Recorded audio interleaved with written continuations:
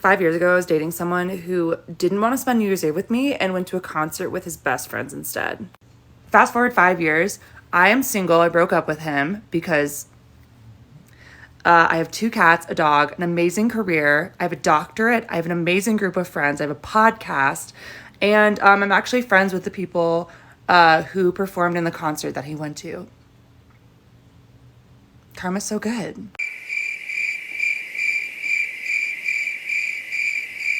Okay, I must have missed a point here. Exactly how does all this stuff that you just mentioned, all that, you have a doctorate, you have a podcast, you have friends, you have cats and dogs, or whatever the hell you have anything to do with a guy that 5 years ago went to a concert with his friends and still going with you? What's the correlation? Since when does a woman who has a doctorate and a full tatted up hand, being friends with a band, make it so incredibly awesome that's supposed to make this guy jelly? That's the woman's thought process right there. Honey, congratulations, you got all that in a side of fries. Big whoop. That would make another woman jealous, yes. Maybe it'd make a 15-year-old boy jealous, yes. But a grown man would be like, all right, congrats. Being a groupie with a doctorate doesn't mean jack to me. Before we move on, I want to bring attention that 70% of my viewers are not subscribed to my channel. Come on, fam. You've seen my logo on other channels, and you're already here. Please hit that subscribe button and support the channel. It really helps out. Moving on. So here is a gentle reminder for you. Stop being available to those who are unavailable. It may sound simple, but it's actually a real profound act of self-love. And if someone tells you that they're not looking for anything serious, believe them. Honor their truth. But more importantly, honor your own desires and your own needs. You are not a placeholder. You should not settle for being treated as one. Your heart is precious, deserving of a love that sees its value and cherishes it. So do not invest your time and energy in someone who is not ready or not willing to reciprocate the depth of your feelings. Share this message with a friend that needs to hear this and leave me a comment with your experience. I love to hear from you.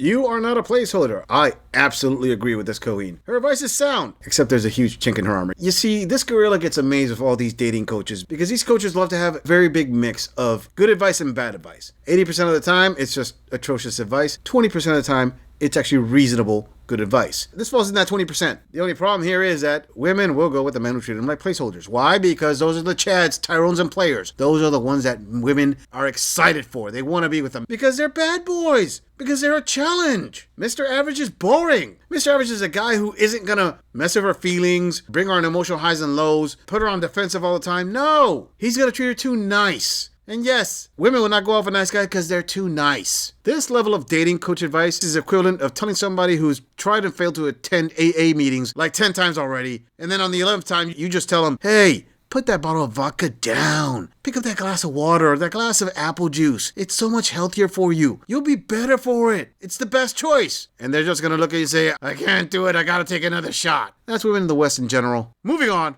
I just feel like this topic is not talked about enough, and I'm here to spread awareness because it needs to be talked about, and I don't know why these moms out here are not teaching their daughters this.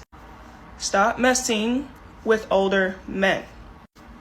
I don't care how well they make you feel. Like, oh, I see potential in you. Oh, you got your own car, your own house. I got my own car and my own house too. I've been looking for a female that's on their Oh, you're only 21? And you already on your See, you're good enough to date me, like you're on my level. No. These men are predators. They prey on fresh 18-year-olds because it's legal. They prey on 18 to 21-year-olds. They're predators, okay? It's just not illegal because the female are not underage. These men are not predators for They're womanizers. These men are predators for a place to live, for a car. They don't see you as, oh, she's so pretty, let me build. No. They see you as, oh, let me see what she has. So let me see what I can benefit off from her. That's what they see.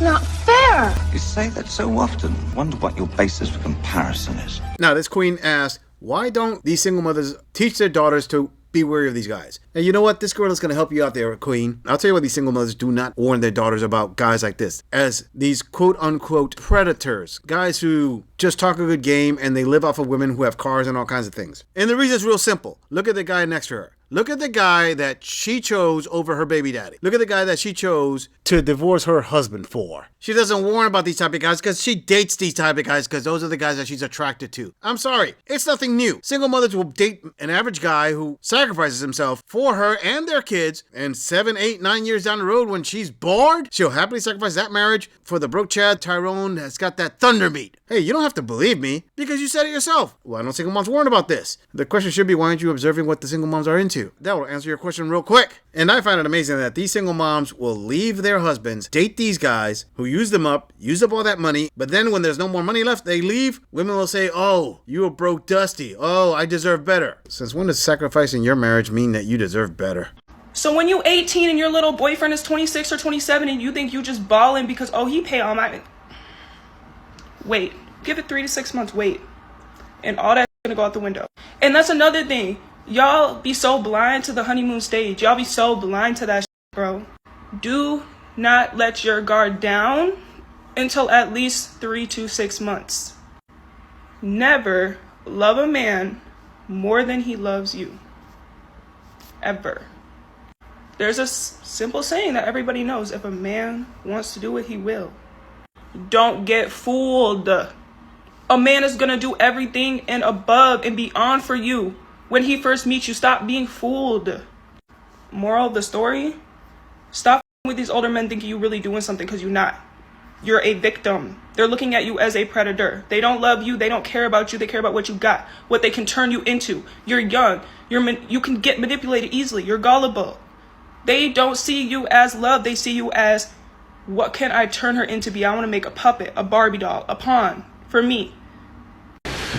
We're done here? Well, the most obvious thing here is that she's saying that a woman who's 18 and 19 is looking at a guy who's in his mid-20s as an older man. Honey, that's your problem. Not taking anything away from men of that age, but that's not really an older man. That's a guy who's just a smidge older than you are. You're still both very close to the starting line. So to look at a guy who's in his mid-20s and think, oh, that's an older man, that really represents a lot of maturity. That is delusion 101. I'll use myself as an example. This gorilla, at 25, I was a little bit more mature than I was when I was 18, but I was nowhere near the level of what you women believe a man in his mid-20s is going to be. Because let's face it, you women who are 18, 19 years old, you look at a guy who's 25, you're expecting the same maturity and resource level of a guy who's in his mid-30s. It doesn't work that way. And guess what? A guy like that is going to want you for the same reason that a guy in his mid-30s, even his 40s, is going to want you. For your youth and beauty. And this thing about you saying that you're a victim at 18 to 20, no, you're not. I'm sorry, you're not. You are an adult who made a choice. And you have to live with the consequences of your choices. If this gorilla can tell a man that got married to a woman in his mid-20s and then 7, 8 years later she divorces him and takes half his stuff and says to that man, you're not a victim of family court. You're a victim of your own choices. Nobody put a gun to your head and made you marry that woman. Well, guess what? He can tell you, queens, you're not a victim of some predator who was 7 years older than you. You made your choice to be with that man. If it didn't work out, guess what? It's the consequences of your own choices. About that saying you said, there's another saying. Accountability is kryptonite to women. Moving on. Women who don't want to date a broke man are not gold diggers. They're peace seekers. Dating a broke man is anything but peaceful. If a man feels like he's not where he wants to be in life, or he feels inferior to his peers or his partner, he is always stressed and irritated and mean. He might even try to belittle you because he wants to bring you down to his level. A broke man is unreliable. He's unhappy, and you'll find yourself always trying to lift his spirits and overcompensating to show how much you support him. It's draining. It's emotionally draining. A broke man is hard to respect because he doesn't respect himself. A broke man really has no business dating because he has yet to fully be able to take care of himself and support himself. So he won't be able to show up and fully support you as a partner. You don't want a broke man to prioritize you before he prioritizes his own life, because eventually he will resent you as he watches you move forward in life, as he fades into the background as one of your supporters. If you become his life, he forgets who he is, and a man with no purpose or identity of his own is either very depressed or a dangerous man, or both, which is a horrible combination. He could become controlling and manipulative. Your relationship becomes the one place where he feels like he's on top, and you don't want to be in that situation. It's the breeding ground for verbal and physical abuse, just to make sure you don't get too out of reach of him. So no, choosing not to date a broke man is not just about money and material things and status. It's about preferring to date someone with drive drive, purpose, and confidence with a clear plan and direction in life who's proven that he is resourceful and stable. So no, women who won't date a broke man are not gold diggers. They're just looking for peace. The chat was great.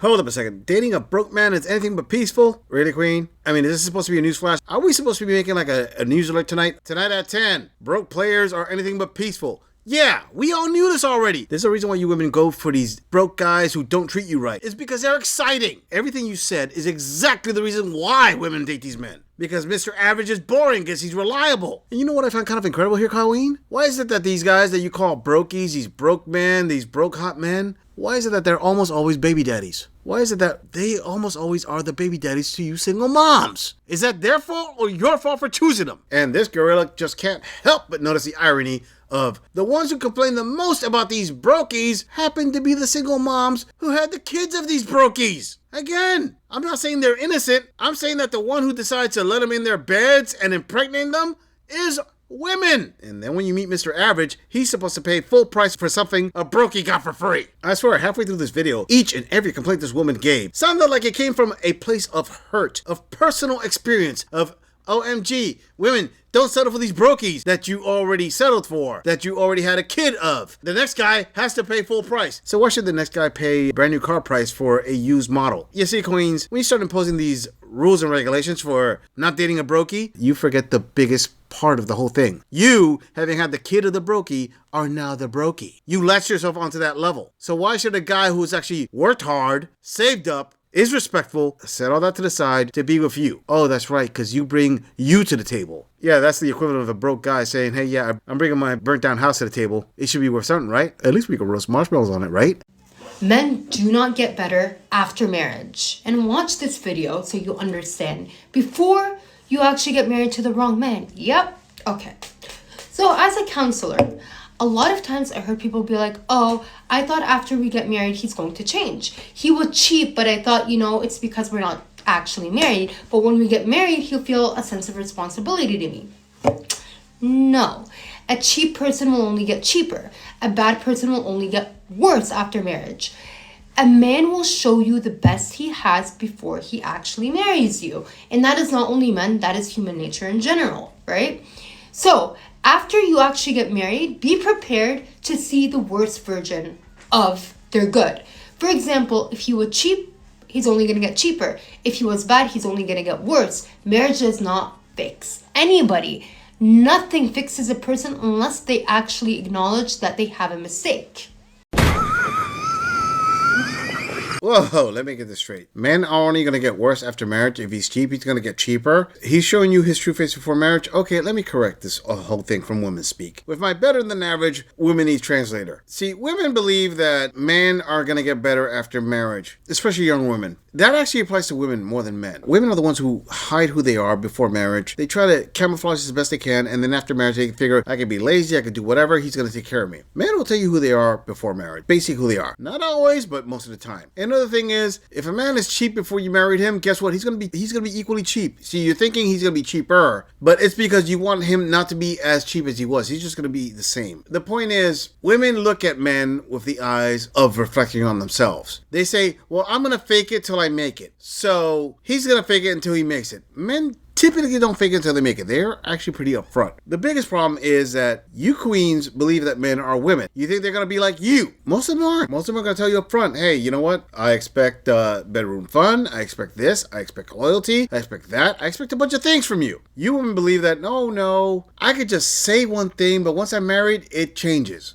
And trust me, a lot of men in the West know this lesson very well. Women are the ones who fake it. Men are pretty upfront with it. So saying that men get worse after marriage isn't really completely honest. You should basically say men are going to stay the same after marriage. You really are not going to change them. But then again, none of you queens want to look in the mirror and see how hypocritical this whole thing is. I guess it's not that awesome when the credits called in on that pink taco that you have right after marriage. Now is it Coeen? Now that's a lot of damage! I'm just saying, if you enjoy this audit, click on the video in the end screen for more content. If you would like to support the channel, please follow the link in the description to donate to our beer fund, or like, subscribe, and share this video on other social media platforms. If you agree or disagree with anything about this audit, please let us know in the comments. I'm going to leave this audit right here. I'll see all of you in the next episode.